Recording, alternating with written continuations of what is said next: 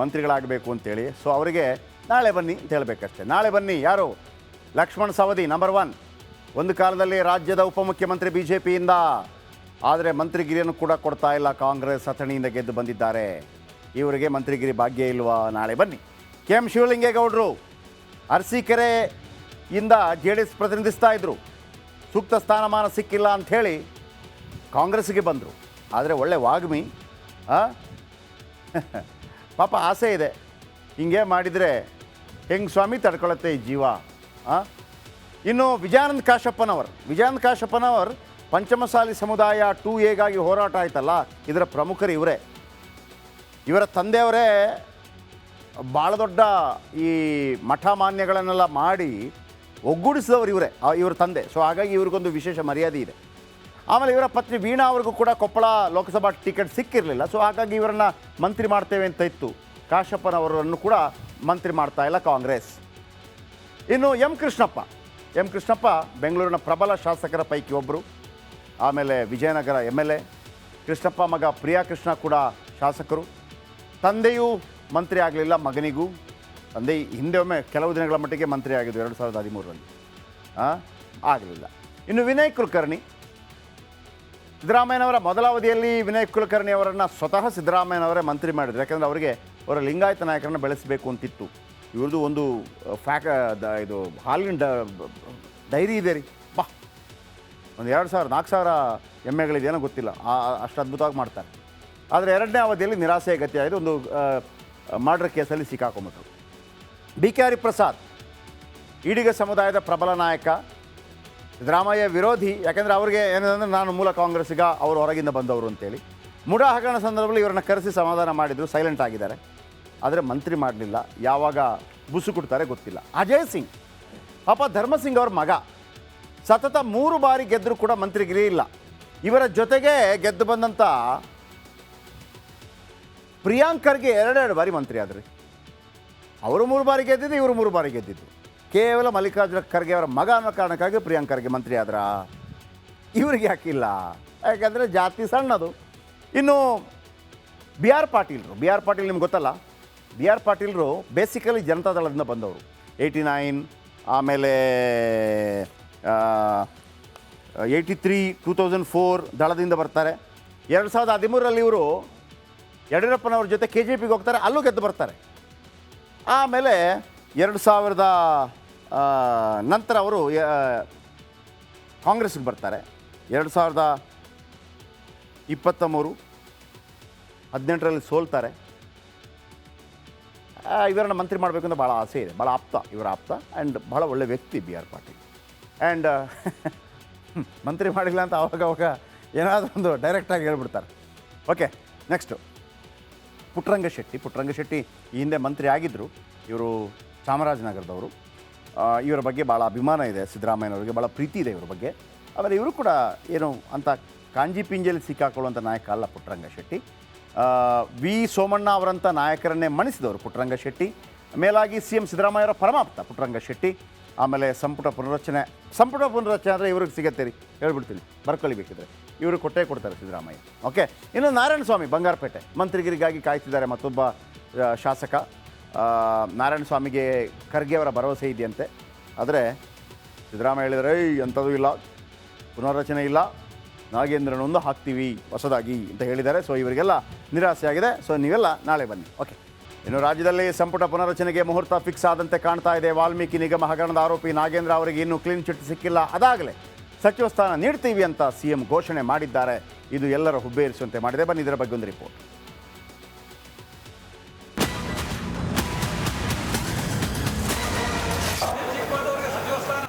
ಈಗ ಕೊಡಕ್ಕಾಗಲ್ಲಪ್ಪ, ಸುಮ್ಮನೆ ಬೆಲೆ ಇಲ್ದಿರೋದೆಲ್ಲ ಹೇಳೋದು. ಕುತ್ಕೊಳ್ಳಿ, ಆಗಲ್ಲ ಈಗ ಕೊಡಕ್ಕಾಗಿ. ಎಲ್ಲಿಂದ ಕೊಡ್ತೀಯ? ಎಲ್ಲಿದೆ ಜಾಗ ಕೊಡಕ್ಕೆ? ಕೊಡಕ್ಕಾಗಲ್ಲ, ಕೂತ್ಕೊಳ್ರಿ. ಸುಮ್ಮನೆ ಇವೆಲ್ಲ ಇಲ್ಲಿರೋದೆಲ್ಲ ಇಲ್ಲಿ ಹೇಳ್ಬಿಟ್ಟು ಹೋಗ್ಬಿಟ್ಟು ನಾಳೆ ಕೊಡದೇವ್ರೆ ಸುಮ್ಮನೆ ಅವೆಲ್ಲ ಆಗಲ್ಲ. ನಾಗೇಂದ್ರನಿಗೆ ಕೊಡಬೇಕು ನೋಡ್ರಿ, ಹೇಳ್ಬಿಡ್ತೀನಿ ನಾನು. ನಿನ್ನೆ CM ಸಿದ್ದರಾಮಯ್ಯ ಮೈಸೂರು ಪ್ರವಾಸದಲ್ಲಿದ್ರು. HD ಕೋಟೆಯಲ್ಲಿ ಮಾತನಾಡಿದ್ರು. ಆಗ ST ಶಾಸಕ ಅನಿಲ್ ಚಿಕ್ಕಮಾದು ಬೆಂಬಲಿಗರು ತಮ್ಮ ಶಾಸಕರನ್ನ ಮಂತ್ರಿ ಮಾಡಿ ಅಂದ್ರು. ಕೆರಳಿದ ಸಿದ್ದರಾಮಯ್ಯ ಕಟ್ಟಿ ಮುರಿದಂತೆ ಮಂತ್ರಿ ಮಾಡಲ್ಲ ಅಂದ್ರು. ಸಂಪುಟ ಸರ್ಕಸ್, ಕಳಂಕಿತರಿಗೆ ಚಾನ್ಸ್. ಮತ್ತೊಮ್ಮೆ ನಾಗೇಂದ್ರಗೆ ಮಂತ್ರಿಗಿರಿ ಫಿಕ್ಸ್. ಅನಿಲ್ ಚಿಕ್ಕಮಾತೂರನ್ನ ಮಂತ್ರಿ ಮಾಡಲ್ಲ, ಆದರೆ ವಾಲ್ಮೀಕಿ ಅಭಿವೃದ್ಧಿ ನಿಗಮದ ಆರೋಪಿ ಆಗಿ ಜೈಲು ಸೇರಿದ್ದ ನಾಗೇಂದ್ರರನ್ನ ಮಂತ್ರಿ ಮಾಡ್ತೀನಿ ಅಂತ ನೇರವಾಗಿ ಹೇಳಿದ್ರು. ಮಾಜಿ ಸಚಿವರು ಜೈಲಿನಿಂದ ಹೊರಬಂದು ಇನ್ನು 1 ತಿಂಗಳು ಕಳೆದಿಲ್ಲ. ಕೇಸ್ನಲ್ಲಿ ಯಾವುದೇ ರೀತಿ ಕ್ಲೀನ್ ಚಿಟ್ಟು ಸಿಕ್ಕಿಲ್ಲ. ಆದ್ರೆ ಸರ್ಕಾರ ಮಾತ್ರ ಮತ್ತೆ ಮಾಜಿ ಸಚಿವನಿಗೆ ಪಟ್ಟ ಕಟ್ಟೋದಕ್ಕೆ ತುದಿಗಾಲ ಮೇಲೆ ನಿಂತಿದೆ. ಸಂಪುಟ ಪುನರ್ರಚನೆ ಸಾಧ್ಯತೆ ಇಲ್ಲಪ್ಪ, ನಾನು ನಾಗೇಂದ್ರ ಬಗ್ಗೆ ಹೇಳಿದ್ರೆ ಪುನರ್ರಚನೆ ಅಂತ ಕೇಳ್ತಾ ಇದ್ದೆ. ಅಲ್ಲಲ್ಲ ಸೇರಿಸ್ಕೊತಾರೆ ಮತ್ತೇನಾದರೂ ಬೇರೆ ಚೇಂಜ್ ಮಾಡೋದು. ತನಿಖೆ ಎಲ್ಲ ಮುಗಿದು ಅವ್ರದ್ದೇನು ಪಾತ್ರ ಇಲ್ಲ ಅಂತ ಹೇಳಿ ಕೋರ್ಟಲ್ಲಿ ಡಿಸೈಡ್ ಆದರೆ ಏನೋ ಗೊತ್ತಿಲ್ಲ ನನಗೆ. ಅಂಥ ಸಂದರ್ಭದಲ್ಲಿ ವಾಪಸ್ ತಗೊಳ್ಳೋ ಸಾಧ್ಯತೆಗಳಿದ್ದಾವೆ. ಭ್ರಷ್ಟಾಚಾರದ ಆರೋಪ ಕೇಳಿ ಬಂದಿದ್ದಕ್ಕೆ ಅಬಕಾರಿ ಸಚಿವ ಆರ್.ವಿ. ತಿಮ್ಮಾಪುರ ಜೊತೆಗೆ K N Rajanna, N S Bosaraju, S S Mallikarjuna ಸೇರಿದಂತೆ 7 ಸಚಿವರನ್ನ ಸಂಪುಟದಿಂದ ಕೈಬಿಡ್ತಿದ್ದಾರೆ ಎನ್ನಲಾಗಿತ್ತು. ಆದರೆ ಅದೆಲ್ಲ ಸುಳ್ಳು ಅಂತ ಸಿಎಂ ಹೇಳಿದ್ದಾರೆ. Bureau report, Republic Kannada. ಮಂತ್ರಿಗಳಾಗಬೇಕು ಅಂತೇಳಿ ಸೊ ಅವರಿಗೆ ನಾಳೆ ಬನ್ನಿ ಅಂತ ಹೇಳಬೇಕಷ್ಟೆ. ನಾಳೆ ಬನ್ನಿ ಯಾರು? ಲಕ್ಷ್ಮಣ್ ಸವದಿ ನಂಬರ್ 1. ಒಂದು ಕಾಲದಲ್ಲಿ ರಾಜ್ಯದ ಉಪಮುಖ್ಯಮಂತ್ರಿ BJPಯಿಂದ, ಆದರೆ ಮಂತ್ರಿಗಿರಿಯನ್ನು ಕೂಡ ಕೊಡ್ತಾ ಇಲ್ಲ. ಕಾಂಗ್ರೆಸ್ ಅಥಣಿಯಿಂದ ಗೆದ್ದು ಬಂದಿದ್ದಾರೆ. ಇವರಿಗೆ ಮಂತ್ರಿಗಿರಿ ಭಾಗ್ಯ ಇಲ್ವಾ? ನಾಳೆ ಬನ್ನಿ. KM ಶಿವಲಿಂಗೇಗೌಡರು ಅರಸೀಕೆರೆಯಿಂದ JDS ಪ್ರತಿನಿಧಿಸ್ತಾ ಇದ್ದರು. ಸೂಕ್ತ ಸ್ಥಾನಮಾನ ಸಿಕ್ಕಿಲ್ಲ ಅಂಥೇಳಿ ಕಾಂಗ್ರೆಸ್ಗೆ ಬಂದರು. ಆದರೆ ಒಳ್ಳೆ ವಾಗ್ಮಿ, ಪಾಪ ಆಸೆ ಇದೆ, ಹಿಂಗೆ ಮಾಡಿದರೆ ಹೆಂಗೆ ಸ್ವಾಮಿ ತಡ್ಕೊಳ್ಳುತ್ತೆ ಈ ಜೀವ. ಇನ್ನು ವಿಜಯಾನಂದ ಕಾಶಪ್ಪನವರ್ ಪಂಚಮಸಾಲಿ ಸಮುದಾಯ 2A ಹೋರಾಟ ಆಯ್ತಲ್ಲ, ಇದರ ಪ್ರಮುಖರು ಇವರೇ. ಇವರ ತಂದೆಯವರೇ ಭಾಳ ದೊಡ್ಡ ಈ ಮಠ ಮಾನ್ಯಗಳನ್ನೆಲ್ಲ ಮಾಡಿ ಒಗ್ಗೂಡಿಸಿದವರು ಇವರೇ, ಇವರ ತಂದೆ. ಸೊ ಹಾಗಾಗಿ ಇವ್ರಿಗೊಂದು ವಿಶೇಷ ಮರ್ಯಾದೆ ಇದೆ. ಆಮೇಲೆ ಇವರ ಪತ್ನಿ ವೀಣಾ ಅವ್ರಿಗೂ ಕೂಡ ಕೊಪ್ಪಳ ಲೋಕಸಭಾ ಟಿಕೆಟ್ ಸಿಕ್ಕಿರಲಿಲ್ಲ. ಸೊ ಹಾಗಾಗಿ ಇವರನ್ನು ಮಂತ್ರಿ ಮಾಡ್ತೇವೆ ಅಂತ ಇತ್ತು. ಕಾಶಪ್ಪನವರನ್ನು ಕೂಡ ಮಂತ್ರಿ ಮಾಡ್ತಾ ಇಲ್ಲ ಕಾಂಗ್ರೆಸ್. ಇನ್ನು ಎಂ ಕೃಷ್ಣಪ್ಪ ಬೆಂಗಳೂರಿನ ಪ್ರಬಲ ಶಾಸಕರ ಪೈಕಿ ಒಬ್ಬರು. ಆಮೇಲೆ ವಿಜಯನಗರ MLA. ಕೃಷ್ಣಪ್ಪ ಮಗ ಪ್ರಿಯಾ ಕೃಷ್ಣ ಕೂಡ ಶಾಸಕರು. ತಂದೆಯೂ ಮಂತ್ರಿ ಆಗಲಿಲ್ಲ, ಮಗನಿಗೂ. ತಂದೆ ಹಿಂದೆ ಒಮ್ಮೆ ಕೆಲವು ದಿನಗಳ ಮಟ್ಟಿಗೆ ಮಂತ್ರಿ ಆಗಿದ್ದು 2013ರಲ್ಲಿ, ಆಗಲಿಲ್ಲ. ಇನ್ನು ವಿನಯ್ ಕುಲಕರ್ಣಿ, ಸಿದ್ದರಾಮಯ್ಯನವರ ಮೊದಲ ಅವಧಿಯಲ್ಲಿ ವಿನಯ್ ಕುಲಕರ್ಣಿ ಅವರನ್ನು ಸ್ವತಃ ಸಿದ್ದರಾಮಯ್ಯನವರೇ ಮಂತ್ರಿ ಮಾಡಿದ್ರು. ಯಾಕೆಂದರೆ ಅವರಿಗೆ ಅವರ ಲಿಂಗಾಯತ ನಾಯಕರನ್ನು ಬೆಳೆಸಬೇಕು ಅಂತಿತ್ತು. ಇವ್ರದ್ದು ಒಂದು ಇದು ಹಾಲಿನ ಡೈರಿ ಇದೆ ರೀ, ಬಾ, ಒಂದು 2,000-4,000 ಎಮ್ಮೆಗಳಿದೆಯೇನೋ ಗೊತ್ತಿಲ್ಲ, ಅಷ್ಟು ಅದ್ಭುತವಾಗಿ ಮಾಡ್ತಾರೆ.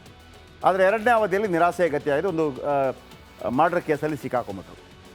BK ಹರಿಪ್ರಸಾದ್ ಈಡಿಗ ಸಮುದಾಯದ ಪ್ರಬಲ ನಾಯಕ, ಸಿದ್ದರಾಮಯ್ಯ ವಿರೋಧಿ. ಯಾಕೆಂದರೆ ಅವ್ರಿಗೆ ಏನಂದರೆ ನಾನು ಮೂಲ ಕಾಂಗ್ರೆಸ್ಸಿಗ, ಅವರು ಹೊರಗಿಂದ ಬಂದವರು ಅಂತೇಳಿ. ಮುಡಾ ಹಗರಣ ಸಂದರ್ಭದಲ್ಲಿ ಇವರನ್ನು ಕರೆಸಿ ಸಮಾಧಾನ ಮಾಡಿದರು. ಸೈಲೆಂಟ್ ಆಗಿದ್ದಾರೆ, ಆದರೆ ಮಂತ್ರಿ ಮಾಡಲಿಲ್ಲ. ಯಾವಾಗ ಬುಸು ಕೊಡ್ತಾರೆ ಗೊತ್ತಿಲ್ಲ. ಅಜಯ್ ಸಿಂಗ್ ಪಾಪ ಧರ್ಮಸಿಂಗ್ ಅವ್ರ ಮಗ, ಸತತ 3 ಬಾರಿ ಗೆದ್ದರೂ ಕೂಡ ಮಂತ್ರಿಗಿರಿ ಇಲ್ಲ. ಇವರ ಜೊತೆಗೆ ಗೆದ್ದು ಬಂದಂಥ ಪ್ರಿಯಾಂಕ್ ಖರ್ಗೆ 2 ಬಾರಿ ಮಂತ್ರಿ ಆದ್ರಿ. ಅವರು 3 ಬಾರಿ ಗೆದ್ದಿದ್ದು, ಇವರು 3 ಬಾರಿ ಗೆದ್ದಿದ್ದು. ಕೇವಲ ಮಲ್ಲಿಕಾರ್ಜುನ ಖರ್ಗೆ ಅವರ ಮಗ ಅನ್ನೋ ಕಾರಣಕ್ಕಾಗಿ ಪ್ರಿಯಾಂಕ್ ಖರ್ಗೆ ಮಂತ್ರಿ ಆದ್ರ, ಇವ್ರಿಗೆ ಹಾಕಿಲ್ಲ. ಯಾಕಂದರೆ ಜಾತಿ ಸಣ್ಣದು. ಇನ್ನು ಬಿ ಆರ್ ಪಾಟೀಲ್ ನಿಮ್ಗೆ ಗೊತ್ತಲ್ಲ. BR ಪಾಟೀಲ್ರು ಬೇಸಿಕಲಿ ಜನತಾದಳದಿಂದ ಬಂದವರು. 89, ಆಮೇಲೆ 83, 2004 ದಳದಿಂದ ಬರ್ತಾರೆ. 2013ರಲ್ಲಿ ಇವರು ಯಡಿಯೂರಪ್ಪನವ್ರ ಜೊತೆ KJPಗೆ ಹೋಗ್ತಾರೆ, ಅಲ್ಲೂ ಗೆದ್ದು ಬರ್ತಾರೆ. ಆಮೇಲೆ 2000 ನಂತರ ಅವರು ಕಾಂಗ್ರೆಸ್ಗೆ ಬರ್ತಾರೆ. 2023 18ರಲ್ಲಿ ಸೋಲ್ತಾರೆ. ಇವರನ್ನು ಮಂತ್ರಿ ಮಾಡಬೇಕು ಅಂತ ಭಾಳ ಆಸೆ ಇದೆ, ಭಾಳ ಆಪ್ತ, ಇವರ ಆಪ್ತ ಆ್ಯಂಡ್ ಭಾಳ ಒಳ್ಳೆ ವ್ಯಕ್ತಿ BR ಪಾಟೀಲ್. ಆ್ಯಂಡ್ ಮಂತ್ರಿ ಮಾಡಿಲ್ಲ ಅಂತ ಅವಾಗ ಏನಾದರೂ ಒಂದು ಡೈರೆಕ್ಟಾಗಿ ಹೇಳ್ಬಿಡ್ತಾರೆ. ಓಕೆ, ನೆಕ್ಸ್ಟು ಪುಟ್ಟರಂಗ ಶೆಟ್ಟಿ ಈ ಹಿಂದೆ ಮಂತ್ರಿ ಆಗಿದ್ದರು. ಇವರು ಚಾಮರಾಜನಗರದವರು. ಇವರ ಬಗ್ಗೆ ಭಾಳ ಅಭಿಮಾನ ಇದೆ ಸಿದ್ದರಾಮಯ್ಯನವರಿಗೆ, ಭಾಳ ಪ್ರೀತಿ ಇದೆ ಇವ್ರ ಬಗ್ಗೆ. ಆಮೇಲೆ ಇವರು ಕೂಡ ಏನು ಅಂತ ಕಾಂಜಿ ಪಿಂಜಲ್ಲಿ ಸಿಕ್ಕಾಕೊಳ್ಳುವಂಥ ನಾಯಕ ಅಲ್ಲ ಪುಟ್ಟರಂಗ ಶೆಟ್ಟಿ. ವಿ ಸೋಮಣ್ಣ ಅವರಂಥ ನಾಯಕರನ್ನೇ ಮಣಿಸಿದವರು ಪುಟ್ಟರಂಗ ಶೆಟ್ಟಿ. ಮೇಲಾಗಿ CM ಸಿದ್ದರಾಮಯ್ಯವರ ಪರಮಾಪ್ತ ಪುಟ್ಟರಂಗ ಶೆಟ್ಟಿ. ಆಮೇಲೆ ಸಂಪುಟ ಪುನರಚನೆ ಅಂದರೆ ಇವ್ರಿಗೆ ಸಿಗತ್ತೆ ರೀ, ಹೇಳ್ಬಿಡ್ತೀನಿ, ಬರ್ಕೊಳ್ಳಿ ಬೇಕಿದ್ರೆ ಇವರು ಕೊಡ್ತಾರೆ ಸಿದ್ದರಾಮಯ್ಯ. ಓಕೆ, ಇನ್ನು ನಾರಾಯಣ ಸ್ವಾಮಿ ಬಂಗಾರಪೇಟೆ ಮಂತ್ರಿಗಿರಿಗಾಗಿ ಕಾಯ್ತಿದ್ದಾರೆ. ಮತ್ತೊಬ್ಬ ಶಾಸಕ ನಾರಾಯಣ ಸ್ವಾಮಿಗೆ ಖರ್ಗೆ ಅವರ ಭರವಸೆ ಇದೆಯಂತೆ.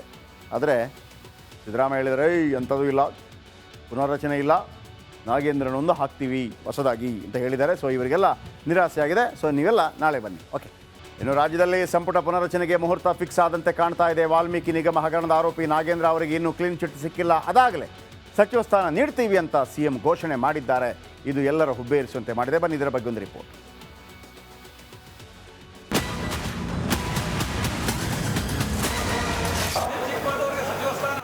ಈಗ ಕೊಡೋಕ್ಕಾಗಲ್ಲಪ್ಪ, ಸುಮ್ಮನೆ ಬೆಲೆ ಇಲ್ದಿರೋದೆಲ್ಲ ಹೇಳೋದು. ಕುತ್ಕೊಳ್ಳಿ, ಆಗಲ್ಲ ಈಗ ಕೊಡೋಕ್ಕಾಗಿ. ಎಲ್ಲಿಂದ ಕೊಡ್ತೀಯ? ಎಲ್ಲಿದೆ ಜಾಗ ಕೊಡೋಕ್ಕೆ? ಕೊಡೋಕ್ಕಾಗಲ್ಲ, ಕೂತ್ಕೊಳ್ರಿ. ಸುಮ್ಮನೆ ಇವೆಲ್ಲ ಇಲ್ಲಿರೋದೆಲ್ಲ ಇಲ್ಲಿ ಹೇಳ್ಬಿಟ್ಟು ಹೋಗ್ಬಿಟ್ಟು ನಾಳೆ ಕೊಡೋದೇವ್ರೆ ಸುಮ್ಮನೆ ಅವೆಲ್ಲ ಆಗಲ್ಲ. ನಾಗೇಂದ್ರನಿಗೆ ಕೊಡಬೇಕು ನೋಡ್ರಿ, ಹೇಳ್ಬಿಡ್ತೀನಿ ನಾನು. ನಿನ್ನೆ ಸಿಎಂ ಸಿದ್ದರಾಮಯ್ಯ ಮೈಸೂರು ಪ್ರವಾಸದಲ್ಲಿದ್ರು. ಎಚ್ಡಿ ಕೋಟೆಯಲ್ಲಿ ಮಾತನಾಡಿದ್ರು. ಆಗ ಎಸ್ಟಿ ಶಾಸಕ ಅನಿಲ್ ಚಿಕ್ಕಮಾದು ಬೆಂಬಲಿಗರು ತಮ್ಮ ಶಾಸಕರನ್ನ ಮಂತ್ರಿ ಮಾಡಿ ಅಂದ್ರು. ಕೆರಳಿದ ಸಿದ್ದರಾಮಯ್ಯ ಕಟ್ಟಿ ಮುರಿದಂತೆ ಮಂತ್ರಿ ಮಾಡಲ್ಲ ಅಂದ್ರು. ಸಂಪುಟ ಸರ್ಕಸ್, ಕಳಂಕಿತರಿಗೆ ಚಾನ್ಸ್.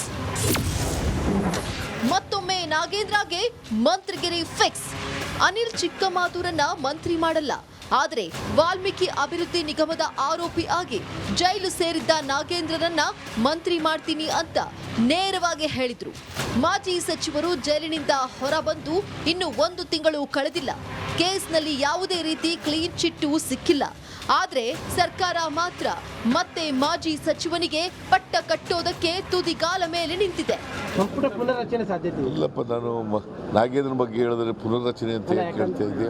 ಅಲ್ಲ ಸೇರ್ಕೋತಾರೆ, ಮತ್ತೇನಾದ್ರೂ ಬೇರೆ ಚೇಂಜ್ ಮಾಡುವಂಥದ್ದು. ತನಿಖೆ ಎಲ್ಲ ಮುಗಿದು ಅವ್ರದ್ದೇನು ಪಾತ್ರ ಇಲ್ಲ ಅಂತ ಹೇಳಿ ಕೋರ್ಟಲ್ಲಿ ಡಿಸೈಡ್ ಆದರೆ ಏನೋ ಗೊತ್ತಿಲ್ಲ ನನಗೆ.